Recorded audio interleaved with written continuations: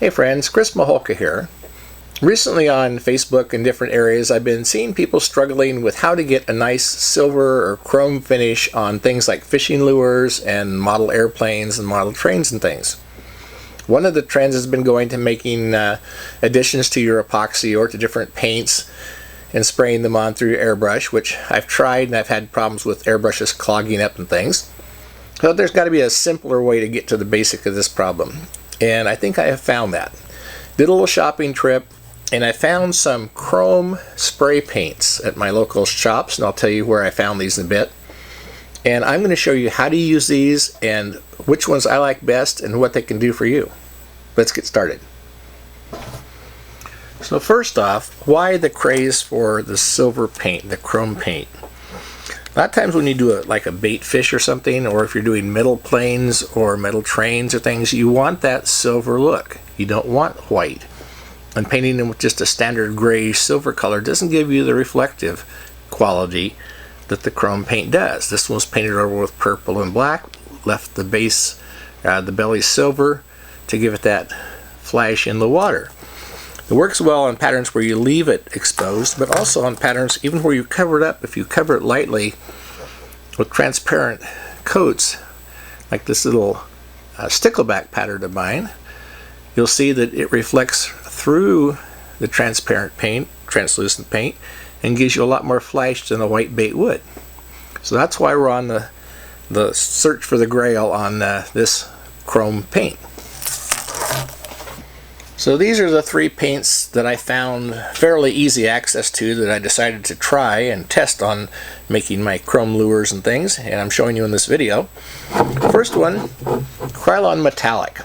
And this came from my local building supply store. Any place that has a huge selection of Krylon paints will probably have this in stock. This shows up as bright silver.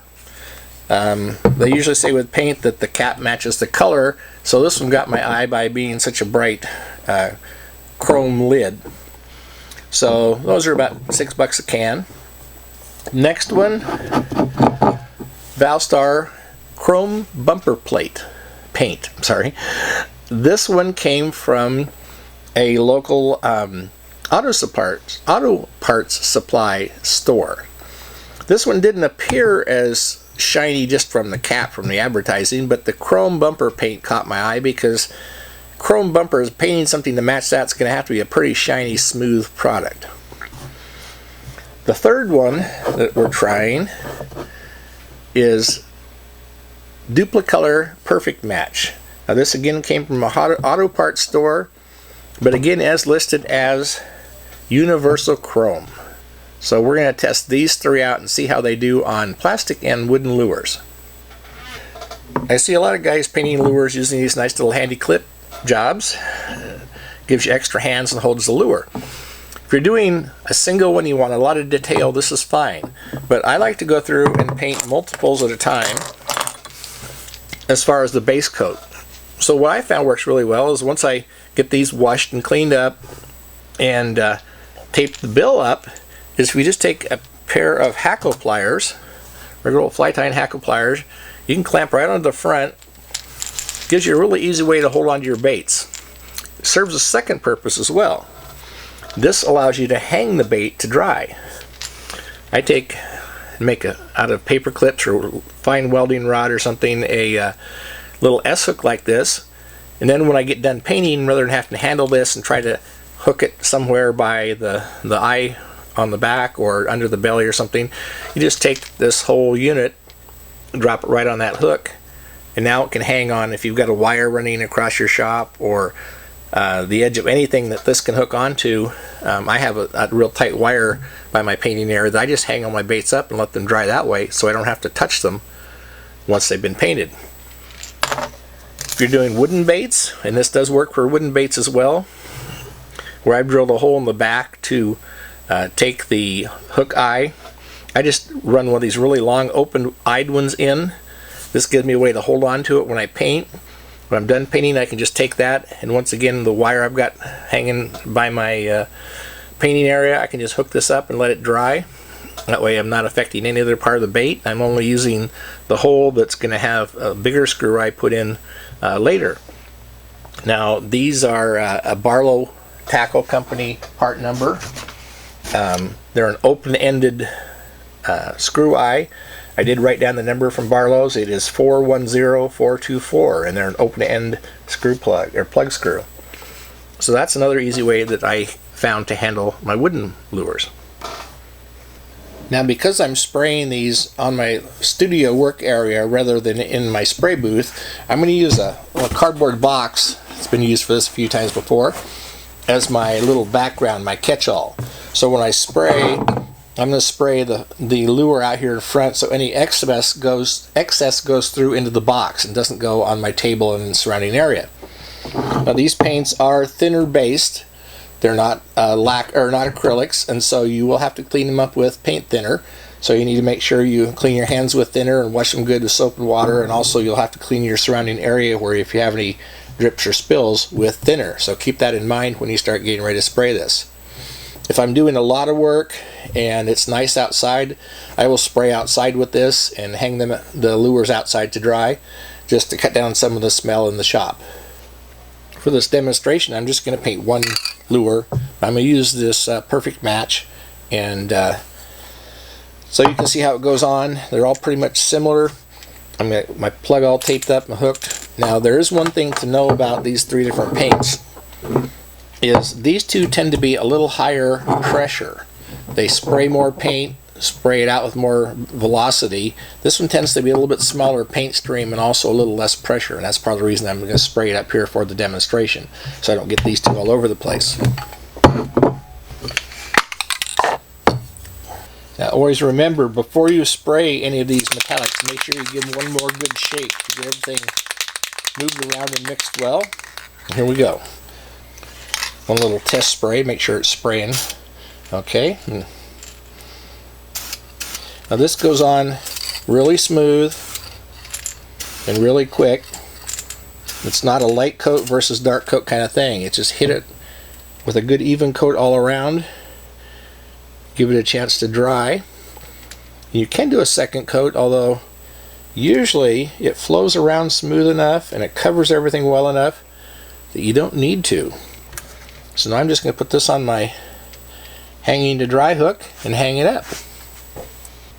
If you're doing your wooden lures and you just use bare wood, I have found that on bare wood it does soak in a little bit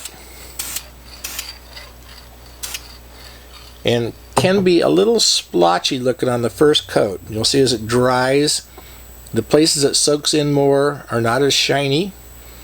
So in this case, the wooden ones, let them get dry, and this stuff dries really fast. Let them get dry for 10 or 15 minutes. Give them a second coat. Once this first coat seals it up, the second coat really makes it shine.